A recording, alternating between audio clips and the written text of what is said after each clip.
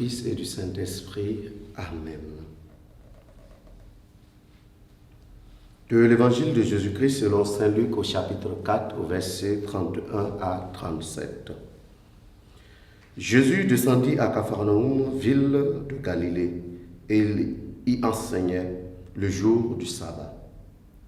On était frappé par son enseignement, car sa parole était pleine d'autorité. Or, il y avait dans la synagogue un homme possédé par l'esprit d'un démon impur, qui se mit à crier d'une voix forte. « Que nous veux-tu, Jésus de Nazareth?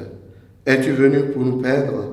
Je sais qui tu es le Saint de Dieu. » Jésus le menaça. « Silence, sors de cet homme. » Alors le démon projeta l'homme en plein milieu et sortit de lui sans faire aucun mal.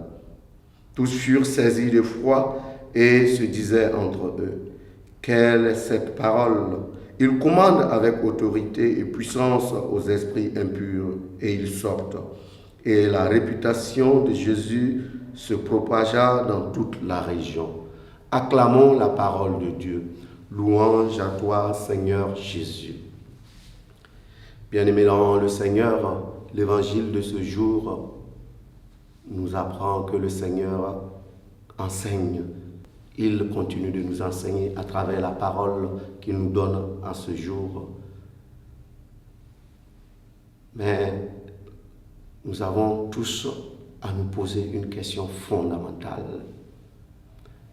Qu'est-ce que l'enseignement du Christ nous apporte? Quelle est l'incidence de l'écoute de la parole de Dieu dans notre vie? Ici, on voit l'exemple de quelqu'un qu'on pourrait dire possédé. Autrement dit, quelqu'un qui en réalité a perdu toute responsabilité vis-à-vis de sa faculté de décider, de sa faculté de faire un choix vers le bien.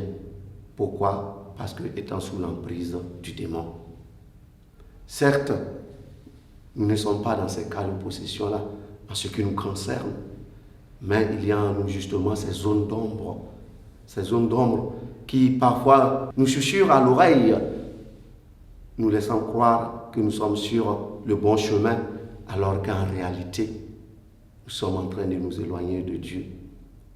Eh bien, si nous sommes capables de nous ouvrir à la parole du Christ, si nous sommes capables de nous ouvrir à l'enseignement du Christ, c'est cette parole, c'est cet enseignement qui nous donne la force justement d'imposer le silence à ces parts de démons, à ces parts d'ombre qu'il peut y avoir en chacun de nous. Et cela passe justement par notre capacité à nous ouvrir à la parole de Dieu. Et dans ce sens-là, on peut se poser la question, comment s'ouvrir à la parole de Dieu?